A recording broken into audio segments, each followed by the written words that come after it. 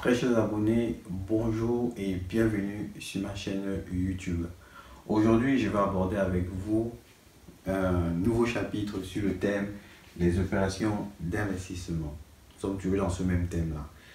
Nous allons aborder aujourd'hui le chapitre sur l'évaluation et la comptabilisation des immobilisations produites en interne par l'entreprise.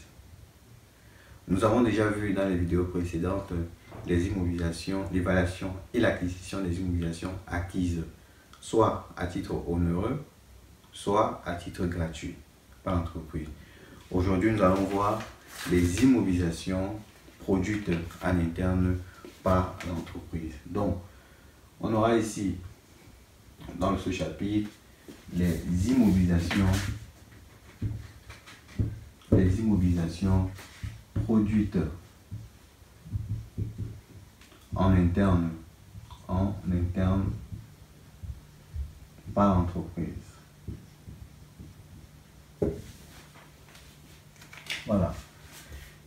Les immobilisations produites en interne par l'entreprise. C'est ce que nous allons aborder ici. Il s'agit ici évidemment des immobilisations corporelles. Quand je parle ici, je parle des immobilisations corporelles. Parce qu'il existe également des immobilisations incorporelles produites par l'entreprise. Ça, nous allons aborder ça dans une autre vidéo. Mais là, nous sommes dans les immobilisations corporelles. Alors, nous allons voir quoi? Nous allons voir comment donner la valeur à une telle immobilisation. Comment donner la valeur à une telle immobilisation et comment la comptabiliser. Comment comptabiliser l'immobilisation? Comptabiliser. Comment la comptabiliser? Ok? Donc, on va donner la valeur de l'immobilisation et comment comptabiliser. Alors, on va commencer par la valeur de l'immobilisation. On va mettre un grand A ici. La valeur. À quoi correspond la valeur d'une immobilisation corporelle produite en interne par l'entreprise?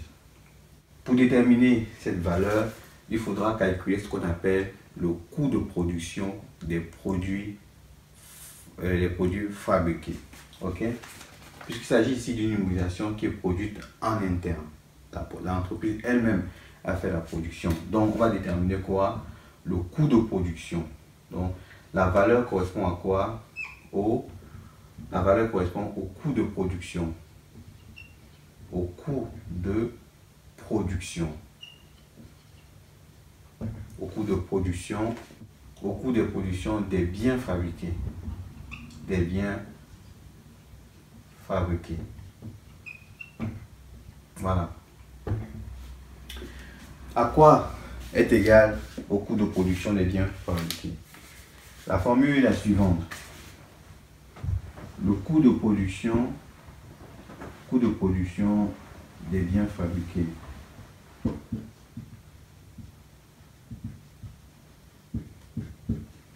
voilà la formule. Il est égal au coût d'achat des matières premières consommées. Bon, on va mettre ici la première chose, c'est le coût d'achat des matières premières consommées.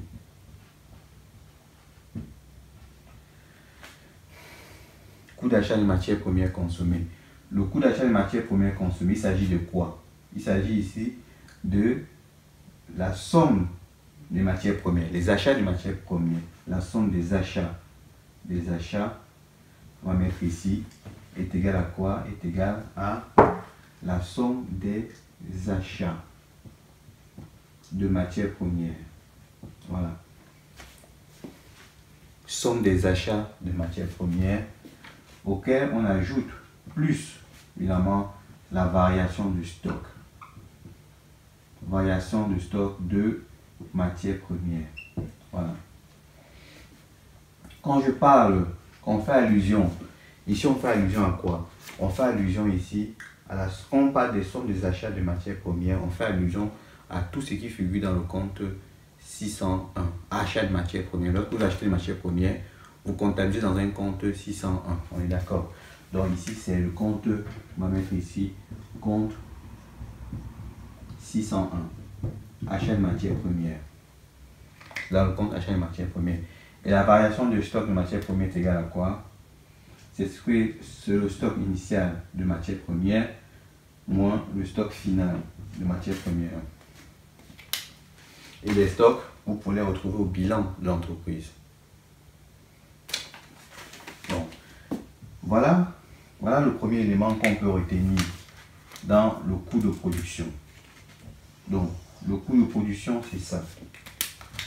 Le coût de production des matières premières fabriquées, c'est le coût d'achat des matières premières consommées. Je parle bien des matières premières qui ont été consommées par l'entreprise pour la fabrication de ce bien. Ces matières premières consommées, c'est quoi? C'est la somme des achats de matières premières. La somme des achats de matières premières. Et la somme des achats de matières premières qui ont été achetées et consommées par l'entreprise, vous les trouvez dans le compte 601. Le coût de production, le coût d'achat des matières premières, c'est ça. C'est la totalité là. C'est cette totalité que j'appelle le coût de production des matières premières. Donc, tout ça là, ça s'appelle coût d'achat des matières premières consommées. Tout ça. Donc, on aura donc la somme des achats de matières premières plus le stock de matières premières. C'est-à-dire le stock initial moins le stock final. Et là, vous ajoutez ici plus les charges directes de production. On va mettre ici plus les charges directes. Charges directes de production. On va corriger comme ça. Donc, on ajoute les charges directes de production. Les charges directes de production, c'est quoi? Les charges directes de production, c'est l'ensemble des charges, l'ensemble des dépenses qui peuvent être affectées à la fabrication de ce bien de manière directe, sans calcul intermédiaire, sans calcul interposé. Ok? Il peut s'agir par exemple de la rémunération du personnel qui a permis à la fabrication de ce bien. Hein? S'il s'agit par exemple de la fabrication d'une machine, bien d'une imprimante par le personnel de l'entreprise, ce personnel a passé tout son temps à travailler sur cette imprimante-là. La rémunération qui a été versée à ce personnel doit figurer dans les charges directes parce que cette rémunération, ils n'ont fait que ça. Ce personnel a été rémunéré parce qu'ils n'ont travaillé que sur cet ordinateur ou bien que sur cette imprimante. Ouais, que sur ce bien. Donc, ce sont les charges directes. Quand je parle ici des charges directes, ici, je parle des charges qui ont été affectées directement à la fabrication du bien, sans calcul intermédiaire. Et je vous ai cité ici, il peut avoir la main-d'œuvre, tout ce qui est main-d'œuvre du personnel. Donc, il peut aussi donc avoir, en dehors de la main-d'œuvre, il peut aussi donc avoir toutes les autres dépenses, c'est-à-dire si vous avez fait un achat par exemple de marchandises et tout, et que vous ne l'avez pas pris ici, n'est pas pris en compte ici, cet achat de marchandises ici doit figurer complètement là, au niveau des achats, des charges directes. Donc c'est toute dépense qui a été affectée à la fabrication du bien. On a acheté ça parce qu'on voulait fabriquer l'imprimante. C'est cette dépense-là qui doit être incorporée dans les charges directes de production. Et il faut aussi ajouter ici les charges indirectes. Les charges indirectes de production. C'est ce qu'il faut ajouter. Dans les charges directes, on a pris un exemple. On a cité qu'il s'agissait de la main-d'œuvre directe qui a été versée au personnel. Dans les charges indirectes, c'est quoi? Les charges indirectes, ce sont les charges qui sont affectées au bien, mais après le calcul intermédiaire. Ok? Qui sont les charges qui ont été affectées au bien après ce calcul intermédiaire. Donc, les charges indirectes de production, c'est ça. Donc, Ce sont ces charges-là qui sont affectées au bien, mais après calcul intermédiaire. Par exemple, lorsque vous mettez, par exemple, vous voulez fabriquer un produit dans un atelier, vous entrez dans votre atelier pour fabriquer par exemple une imprimante. Et que vous êtes une entreprise qui fabrique évidemment plein de choses, il n'y a pas que l'imprimante, vous fabriquez peut-être aussi des machines et d'autres choses. En dehors des imprimantes, vous fabriquez d'autres choses. Lorsque vous entrez dans l'atelier pour fabriquer l'imprimante, vous utilisez quoi? L'énergie, par exemple l'électricité. On va prendre l'exemple de l'électricité. Vous utilisez l'électricité, mais à côté de vous, on fabrique aussi d'autres choses. En dehors de l'imprimante, on fabrique aussi, je vais dire, un robot de cuisine, par exemple. En dehors, à côté de vous, on fabrique un robot de cuisine avec également la même électricité. À la fin de l'année, lorsqu'on reçoit la facture d'électricité, c'est une facture globale. On ne sait pas quelle est la partie de l'électricité qui a été consommée par l'imprimante et quelle est la partie d'électricité qui a été consommée par le robot de cuisine qui a été fabriqué au cours de la même période. On ne connaît pas. Donc, les charges directes, c'est ce qu'on appelle les charges indirectes. Bon, maintenant, si la facture d'électricité vaut 100 € pour le mois, on va dire, ou bien 100 € pour le mois, la facture d'électricité vaut 100 €. On va dire électricité, on va mettre ici. Si la facture d'électricité vaut, on va mettre ici EDF, la facture EDF d'électricité 100 € pour le mois, il faudrait que ces 100 € soient repartis entre l'imprimante et le robot de cuisine. Ok? Et on peut repartir souvent en fonction des clés de répartition. Ils sont repartis en fonction des clés de répartition. Et ces clés de répartition sont définies par l'entreprise. Et ces clés doivent être justes, évidemment, approximatifs, justes par l'entreprise. Par exemple, dans notre exemple, on peut dire que la clé de répartition, c'est le temps de fabrication mis par l'imprimante et mis par le robot de cuisine. Si pendant le mois, le robot de cuisine, si pendant le mois, l'imprimante et le robot, on a le robot. Si l'imprimante a mis par exemple 2 heures, c'est pas 2 heures, 2 heures c'est peu, on va dire 5 heures pour sa fabrication, et que le robot de cuisine a mis également pendant le mois 10 heures pour sa fabrication, il faut donc calculer l'électricité qui va à chacun. L'électricité qui va à chacun, c'est quoi?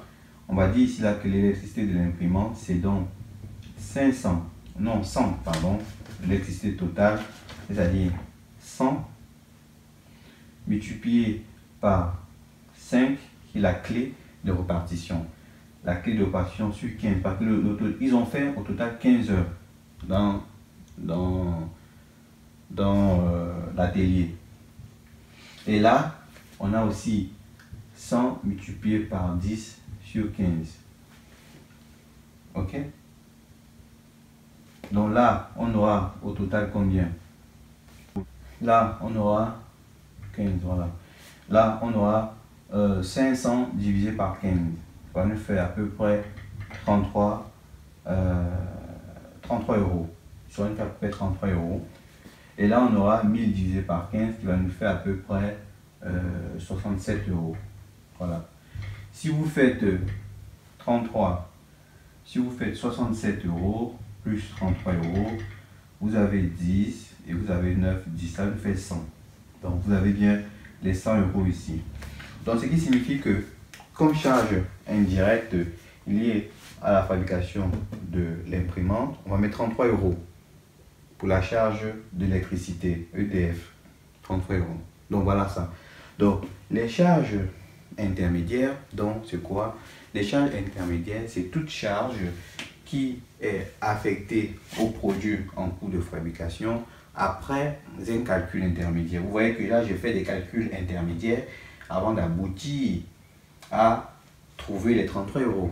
La charge, 33 €. J'ai fait des calculs intermédiaires. Donc, il faut donc faire la différence entre ça. Les charges directes, on n'a pas besoin de discuter avec ça. Ce sont des charges qui ont été destinées aux produits fabriqués. Ça, c'est clair. On n'a pas besoin, on le sait déjà. On a transporté le bien fabriqué d'un point A à un point B. Il n'y avait que ça, dans la voiture de transport. Donc, les frais de transport sont attribués à ça. Ok? Par contre, s'il y avait d'autres choses dans cette voiture de transport, il faudrait également proratiser afin de déterminer quelle est la valeur de transport qui correspond à l'autre. On peut proratiser en fonction soit du poids, soit en fonction du prix, soit en fonction... il y a plusieurs clés de répartition. La clé de la répartition doit dépendre de la nature de l'unité d'œuvre. Ok? Doit dépendre de la nature de l'unité d'œuvre. Donc, l'unité d'œuvre, la nature de l'unité d'œuvre, ça peut être quoi? La nature de l'unité d'œuvre, ça peut être kilogramme, le poids, ça peut être le poids, ça peut être le nombre de matériel, le nombre de produits fabriqués. Maintenant, il faudrait calculer donc l'unité d'œuvre en question. Pour nous, ici, la nature de l'unité d'œuvre. La nature de l'unité d'œuvre, c'est quoi? Ce sont les heures. Par exemple, ici, on va mettre ici la nature de l'unité d'œuvre. Nature de l'unité d'œuvre. Ici, pour nous, ce sont des heures. Ce sont des heures. La nature de l'unité d'œuvre sont des heures. Et le nombre d'unités d'œuvre. Le nombre d'unités d'œuvre. Pour l'imprimante, ici, c'est quoi? C'est 5 heures. C'est 5 heures. Et pour la machine, le robot de cuisine, ici, c'est 10 heures. Voilà. Et maintenant, vous pouvez calculer le coût d'unité d'œuvre. Le coût d'unité d'œuvre, ici, on en a trouvé. Ici, c'est le montant total divisé par la nature. Le coût d'unité d'œuvre pour nous, ici, doit être... Parce que le coût d'unité d'œuvre total, hein, coût d'unité d'œuvre total, 33 € pour l'autre et 67 € pour l'autre. Voilà. Donc, en fait, ça, c'était juste des explications. Ce que je vais donner là, c'était juste des explications. Revenons sur notre exemple. Notre exemple, c'était tout simplement pour vous dire que le coût de production des produits ou du bien fabriqué est égal à quoi? Est égal au coût d'achat des matières premières consommées.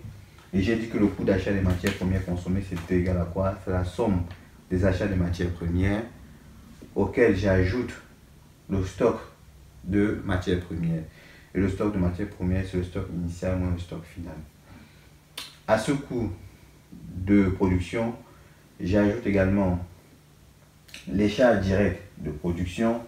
On a dit que ce sont des charges qui peuvent être affectées au produit sans calcul intermédiaire. On a cité ici la main-d'œuvre. On a les charges indirectes de production. On a cité ici, par exemple, les frais EDF ici, les dépenses EDF. Il y a les dépenses EDF, il y a les frais également d'administration dans l'administration. Il y a aussi les frais aussi d'atelier. Donc, il faut ici avoir les dépenses, vous avez quoi? Les dépenses EDF, électricité, les frais d'administration, les frais d'atelier,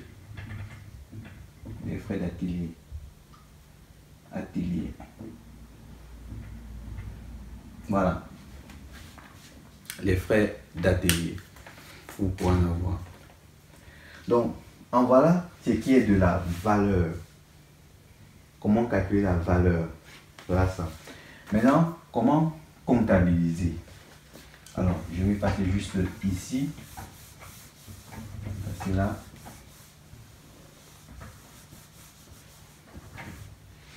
Ça, c'est ce qui est de la valeur. Comment comptabiliser? Par exemple, ici, on pourrait avoir comme valeur, on va mettre ici 3 €, tout ce qui est coût d'achat de matières premières. Ici, en évaluant, on a par exemple 2 euros, ça fait 5. Et ici, en charge indirecte, on a 1 euro, ça nous fait 7. Ça nous fait 5, 6. Voilà, ça nous fait 6. Comment comptabiliser? Alors, lorsqu'il s'agit ici d'une immobilisation corporelle produite en interne par l'entreprise, la comptabilisation, la comptabilisation dépend dépend de la durée de fabrication du produit. On va dire ça comme ça. Dans le cas où l'immobilisation, imaginons que nous sommes dans un exercice comptable, c'est-à-dire du 1er janvier N au 31 décembre N. Nous sommes dans un exercice comptable. L'immobilisation a été engagée. Donc nous sommes dans un exercice comptable qui date du 1er janvier N au 31 décembre N. Ça veut dire que au cours de l'année, l'entreprise a fait quoi? Elle a fait des achats, elle a fait des achats. Et on imagine que ici, là, on est là au mois de décembre. On va dire que le 12 décembre N, l'entreprise a terminé la production. Le 12 décembre N, production est terminée. Fin de la production. Fin de la production du bien. Ok? Donc, on est du 1er janvier au 31 décembre. L'entreprise est en train de fabriquer son bien en interne. Elle fabrique, dans le cas où elle fabrique, il y a des dépenses qu'elle fait. Elle achète, au fur et à mesure que le temps passe, elle achète quoi? Des matières premières, elle achète des dépenses et tout ça là. L'entreprise achète jour par jour toutes ces dépenses-là. Et en date du 12 décembre N, la production est terminée. Donc, on remarque quoi? On remarque que la production est terminée en cours d'année. Donc, on remarque ceci, que la production est terminée en cours d'année. Dans le même exercice comptable, la production est terminée. Comment comptabiliser? Alors, ce qu'il faut savoir, c'est que avant la production, c'est-à-dire il y a 2 étapes qu'il faut retenir.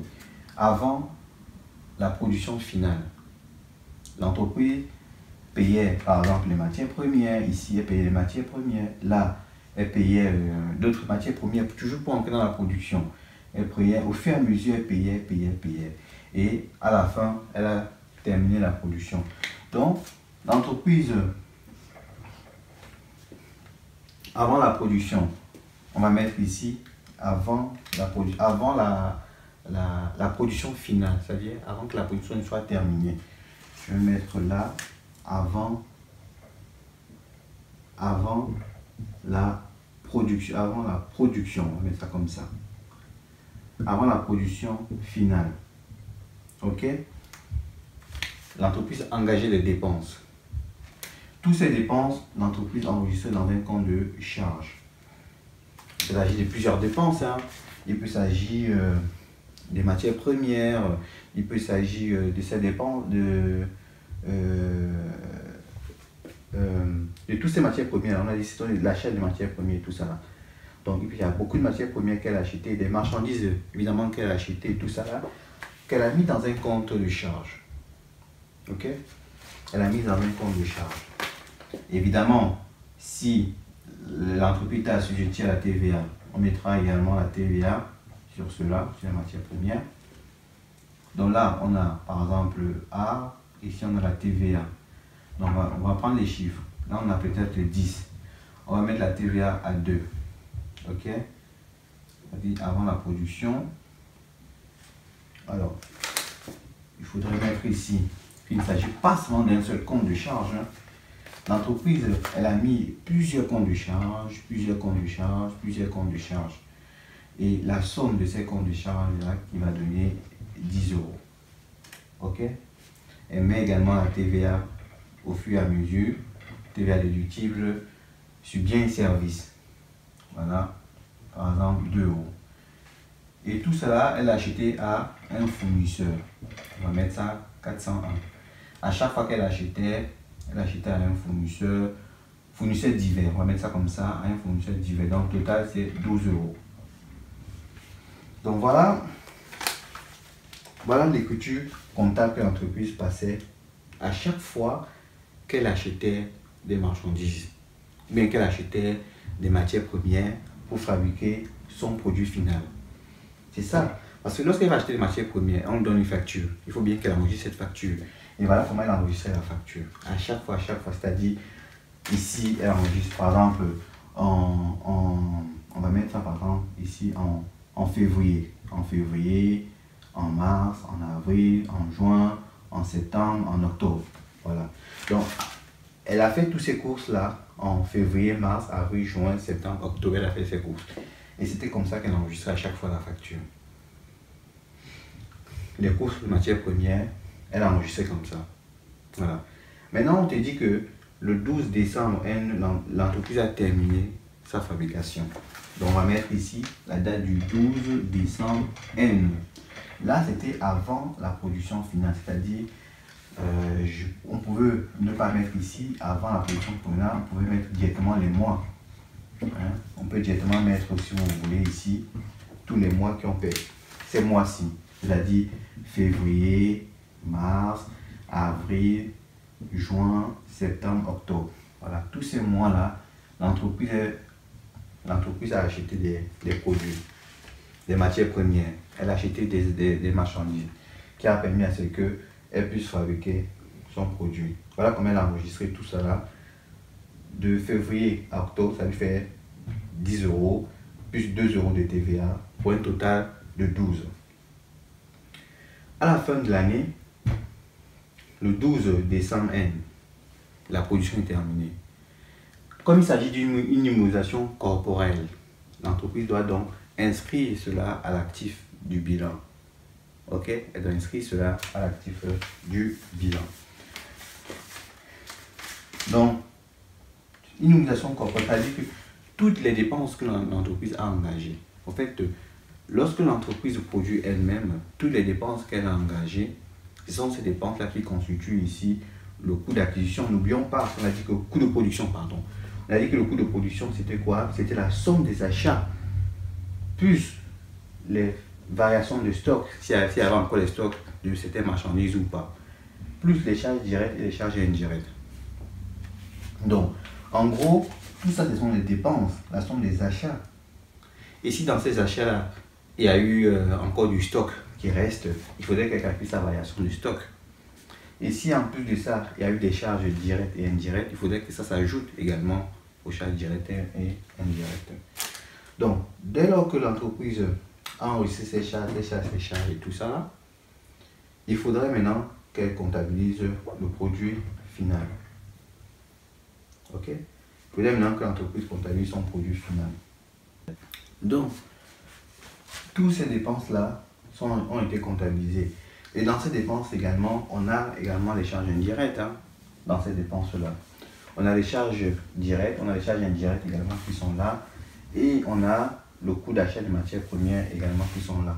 Tout ça, c'est ça. Donc, je dirais ici que les 10 € correspondent à quoi? Les 10 € correspondent au coût d'achat des matières premières, plus les charges directes et plus les charges indirectes. Voilà. La production est terminée. Ok? Je vous ai expliqué tout ce qui entre dans les charges directes, ce qui entre dans les charges indirectes. Donc maintenant, il faut comptabiliser. Ce qu'il faut comptabiliser, c'est quoi? Il faudrait donc, puisque la production est terminée pendant le même exercice, comptable, c'est-à-dire pendant l'exercice N, toutes les charges là sont donc à affecter, donc sont donc à virer dans un compte d'immobilisation. Donc toutes les dépenses qu'elle a faites doivent être virées dans un compte d'immobilisation. Imaginez qu'il s'agit des matériels outillage. Voilà, matériel et outillage pour un montant de 10 €. Un montant de 10 €. Au fait, ce sont ces 10 € là qui sont virés dans un compte dans cela. Et comme ce compte doit être soldé, le compte de charge doit être soldé, on doit les tourner. Au fait, on les tourne en mettant dans un compte de production immobilisée.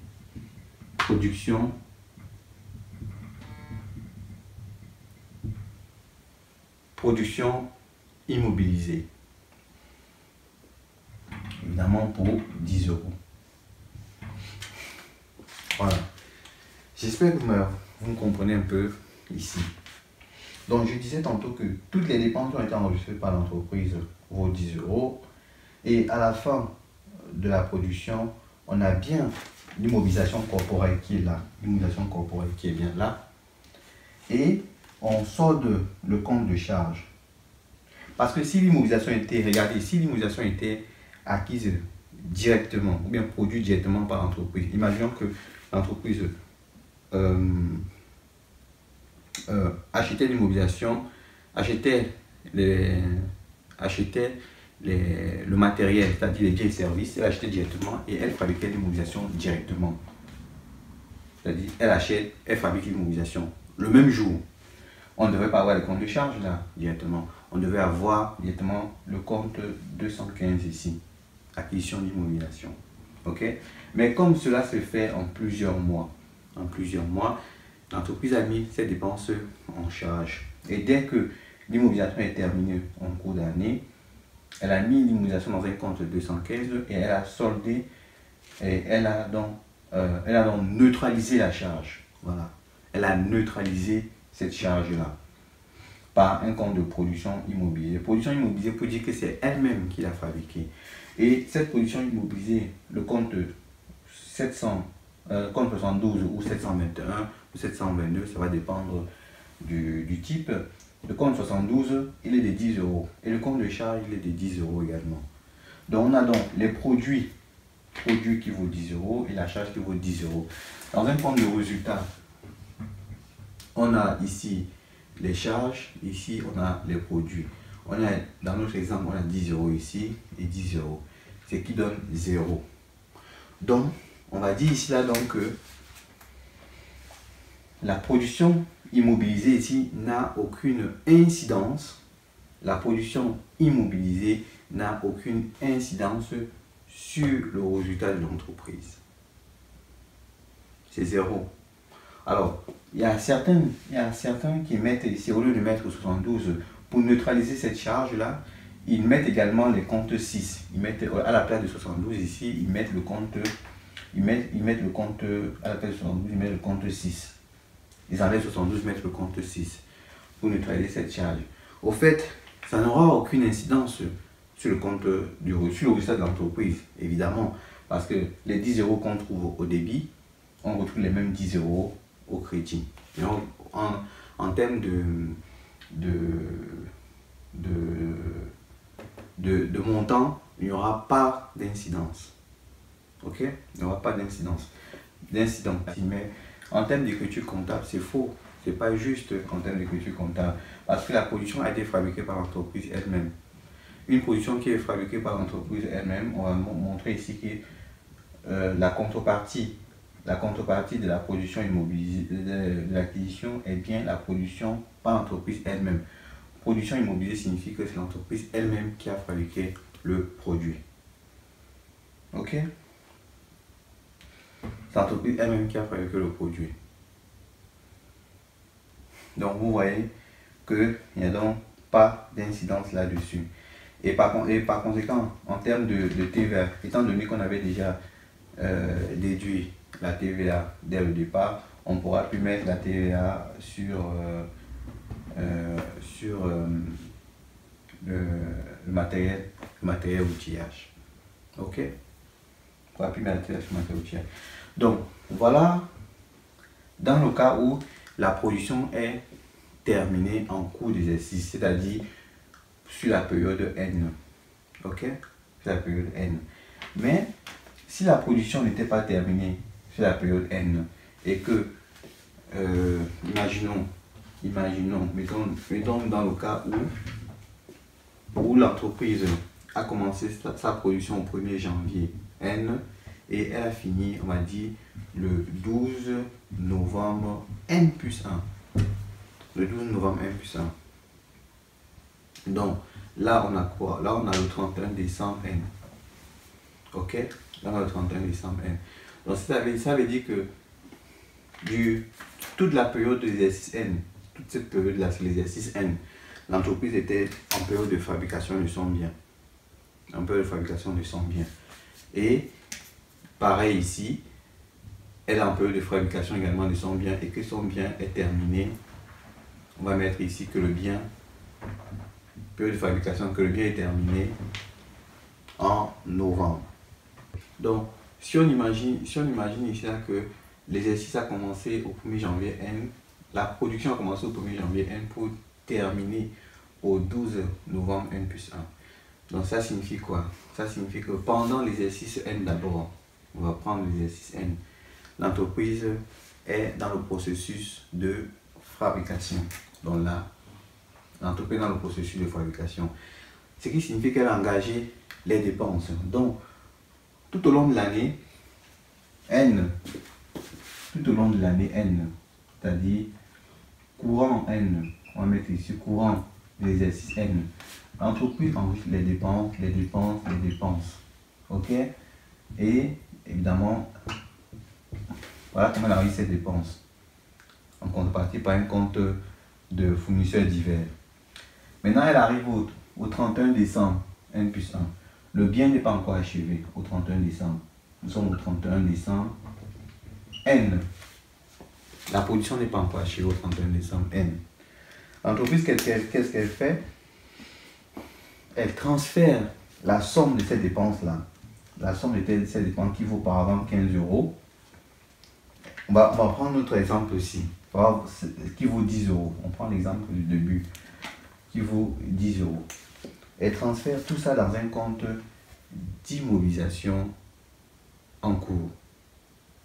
Ok? Immobilisation corporelle en cours. Donc, immobilisation corporelle en cours, c'est le compte 231.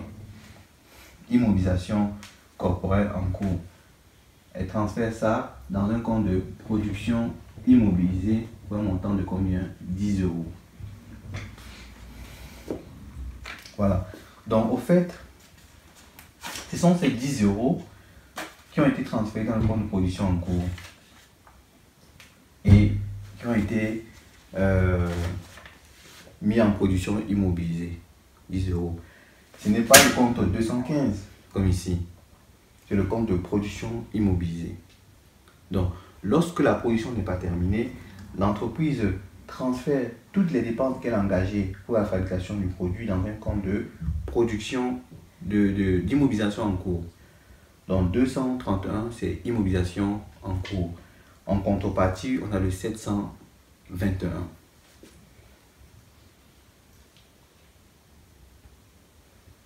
En contrepartie, on a le 721. Ok?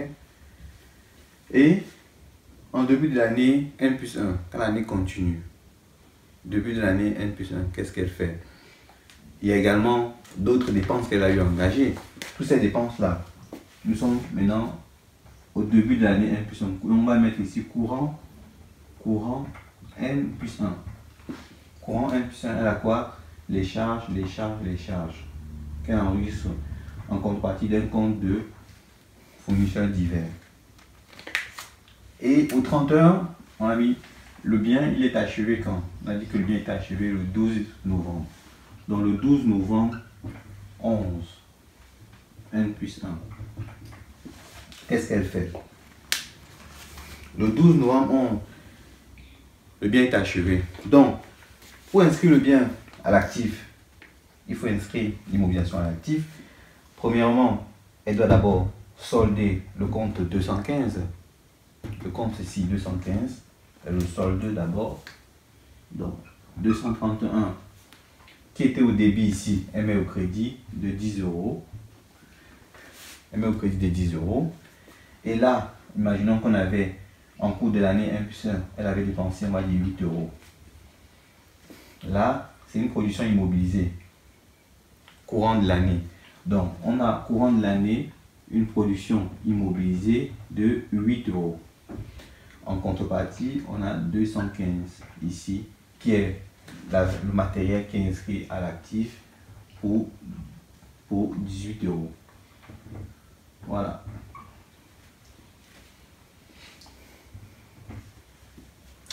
Le matériel qui est inscrit à l'actif pour 18 euros. Donc, qu'est-ce qu'on peut remarquer? On remarque, la première chose qu'on remarque, c'est que courant de l'exercice N, la même charge de 10 euros est soldée par un compte de produit de 10 euros, donc du même montant. Ce qui signifie que les 10 euros sont en même temps dans un compte de résultat. Dans le compte de résultat, les 10 euros sont en même temps dans la colonne charge et dans la colonne produit. Ce qui signifie que l'opération n'a aucune incidence sur le résultat de l'entreprise. Aucune incidence sur le résultat de l'entreprise. L'opération courant N n'a aucune incidence sur le résultat de l'entreprise. Pourquoi? Parce que le même montant qui figure en charge, c'est le même montant qui figure en produit. Donc l'opération est neutre ou l'opération est nulle en matière au niveau de la TVA, pas de la TVA, l'opération est neutre au niveau du résultat. Courant N plus 1, on vous dit que le bien est achevé le 12 novembre, mais courant N plus 1, au cours de l'année N plus 1, l'entreprise a engagé d'autres dépenses pour la fabrication de son bien. Voilà les dépenses qu'elle a engagées pour 8 euros. Mais le 12 décembre N plus 1, le bien est achevé. Le 12 décembre N plus 1, le bien est achevé. Elle inscrit donc le bien à l'actif du bilan. Mais avant d'inscrire le bien à l'actif du bilan, il faudrait d'abord que toutes les immobilisations en cours qu'elle avait stockées l'année dernière soient soldées de 10 euros. Et l'immobilisation qu'elle avait engagée au cours de l'année en elle-même soit également immobilisée pour 8 euros. Ici, on avait déjà immobilisé, c'est pour ça que les 10 euros, on les immobilise plus ici. On a immobilisé 8 euros ici. Donc, point total de 215. Voilà. Donc, c'est comme ça qu'il faut comptabiliser les immobilisations qui ont été produites en interne par l'entreprise. Donc, en résumé, pour mettre fin à ce chapitre-là, qui était très intéressant, moi, je vais faire un petit résumé pour mettre fin à ce chapitre.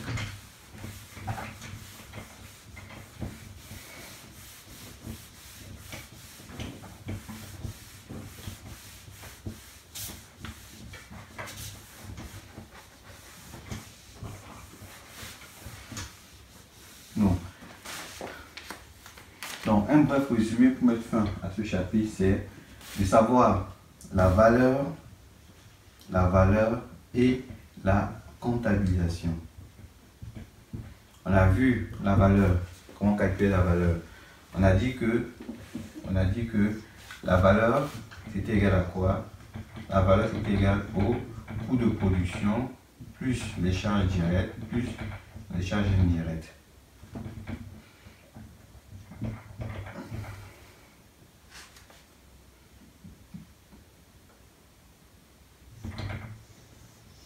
Voilà, plus les charges indirectes. Ça, c'est la valeur.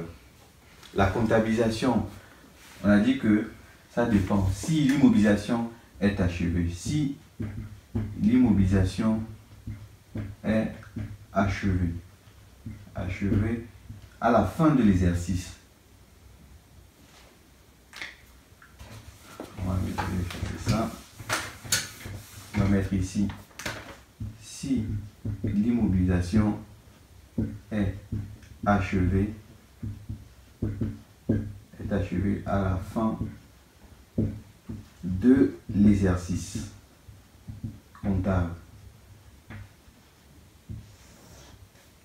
Si l'immobilisation est achevée à la fin de l'exercice comptable. Et de l'autre côté, on va d'abord faire ça. Si l'immobilisation est achevée à la fin de l'exercice comptable, qu'est-ce qu'on a? On a les dépenses en cours. Comptabilisation, on aura dépenses en cours. On va mettre ici dépenses courant de l'exercice, au courant de l'exercice. Ok? C'est tout ce qui est dépenses, l'entreprise engagée les dépenses. Par exemple, elle a acheté des matières premières, je sais pas moi, pour 10 euros. Sur le même exercice, elle a acheté certains objets qui vont permettre à la fabrication du produit pour 2 euros. Voilà. Et à la fin, au 31 décembre de l'année, l'entreprise a terminé sa production. Qu'est-ce qu'on fait? On met l'immobilisation à l'actif du bilan par un compte de production immobilisée. Ici, je fais abstraction de la TVA ici. Hein. Je fais abstraction de la TVA. Par un compte de production immobilisée pour un montant de 10 plus 2 de 12 euros. Donc voilà. Donc on voit quoi? On voit que on a une charge de 10, une charge de 2, ça nous fait ici 12 euros. Donc on va dire ici que l'opération n'a aucune incidence sur le compte de résultat parce que ça s'annule avec ça et ça du même montant. Voilà, mais l'immobilisation est inscrite à l'actif. Si l'immobilisation, pour finir, si l'immobilisation n'est pas achevée au cours de l'exercice, c'est-à-dire que l'entreprise, on a deux exercices comptables. On a du 1er janvier N. Ici, on a le 31 décembre N plus 1. Ça, c'est donc le 1er janvier. Ici, c'est le 1er janvier N plus 1. Pour faire allusion à ça, on aura le 31 décembre. Ici, hein, cette partie-là correspond au 31 décembre N. Donc, pendant cette période-ci, l'entreprise a continué à fabriquer son bien, son produit. Donc, courant de l'exercice N, on va mettre ici courant de l'exercice N. Tout est enregistré en charge. Par un compte de fournisseurs divers. Pour un montant, on va mettre ici les 15 euros. Tout est enregistré en charge. Maintenant, au 31 décembre, il faut bien faire un bilan au 31 décembre. Au 31 décembre, l'entreprise ouvre son bilan. Quand elle ouvre son bilan au 31 décembre, qu'est-ce qu'elle fait? Elle met en production en cours, immobilisation en cours. Elle met en position immobilisation en cours pour dire que l'immobilisation n'est pas terminée. Et elle affecte ça, les 15 là, dans l'immobilisation en cours, directement pour 15 euros. Et elle neutralise la charge. Elle neutralise cette charge pour 15 euros. Donc cette charge est neutralisée également pour 15 euros. Pareil, l'opération n'a aucune incidence sur le compte de résultat parce que les 15 euros, on les retrouve dans un compte de charge en même temps et dans un compte de produit. Donc aucune incidence sur le compte de résultat. Maintenant, on tombe sur l'exercice N plus 1 dans cette période-ci. L'entreprise a fait également des acquisitions pour fabriquer son produit. Et son produit est terminé. On va dire que son produit est terminé le 1er novembre. Le produit est terminé en novembre N plus 1. Alors, toutes les opérations qui ont été faites ici, courant de l'exercice N, sont comptabilisées également en charge. Pour un montant, on va mettre ici de 5 euros. En contrepartie, c'est le compte de fournisseurs divers. OK? Pour un montant de 5 euros également. Donc là, on a 5 euros, 5 euros. Mais ça, c'est courant de l'exercice. Ça, c'est courant de l'exercice N plus 1. Courant de l'exercice N plus 1. Maintenant, elle arrive au 1er novembre N plus 1. La date à laquelle le bien est achevé. C'est le 1er novembre N plus 1. Comme le bien est achevé au 1er novembre N plus 1, qu'est-ce qu'elle fait? Elle doit inscrire le bien à l'actif du bilan. Donc, 231. C'est d'abord quoi? Au fait, elle inscrit le bien à l'actif. Le bien, c'est un matériel outillage. Donc, 215. 215 matériel outillage. De quel montant? Pour le moment, on ne connaît pas encore le montant. Le montant, on va d'abord solder. Puisque le bien est terminé, on va solder l'immobilisation en cours. En fait, l'immobilisation en cours, on l'utilise tout simplement pour dire que le bien que nous sommes en train de fabriquer n'est pas encore terminé. Et là, nous sommes en train, et ici, en novembre, c'est terminé. Donc, on utilise le bon compte d'immobilisation. Et on solde l'immobilisation en cours.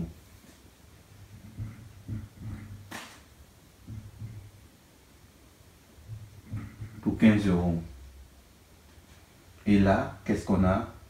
On a la charge qui est engagée courant de l'exercice. On l'immobilise. On la neutralise, s'il faut dire. On la neutralise pour 5 €. Et enfin, on a donc le total de l'immobilisation qui est de 20 €. 15 plus 5, 20 €. Et là, l'immobilisation est terminée. Là, on a créé l'immobilisation. Donc, voilà les étapes qu'il faut retenir. Soit l'immobilisation est achevée au cours de l'exercice, soit l'immobilisation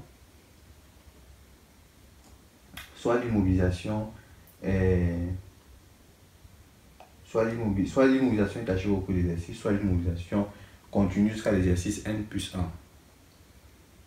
Ok? Jusqu'à l'exercice N plus 1.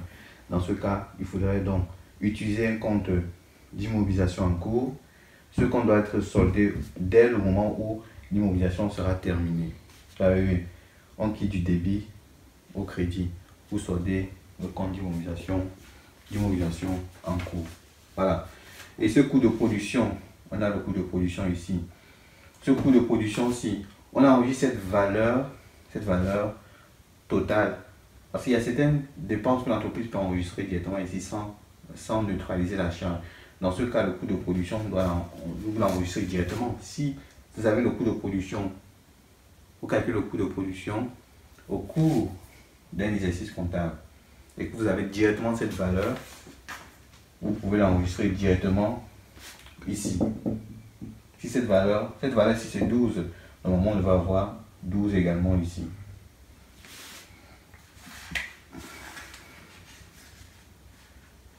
Voilà. Donc, cette vidéo a été un peu plus longue que la vidéo précédente, mais elle a été très intéressante.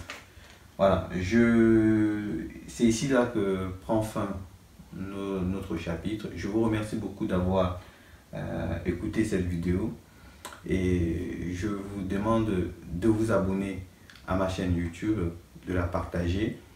N'oublions pas que nous sommes ici pour partager nos connaissances en comptabilité, nos secrets, nos astuces pour aller un peu plus vite, soit dans nos études, soit dans notre milieu professionnel. Donc, chers abonnés, n'oubliez pas également de cliquer sur la cloche de notification pour être au courant en temps réel des vidéos que je vais mettre sur ma chaîne YouTube. Je vous remercie d'avoir écouté ma vidéo. Abonnez-vous massivement. Ensemble, nous allons partager une nouvelle vision de la comptabilité. Merci et à la prochaine vidéo.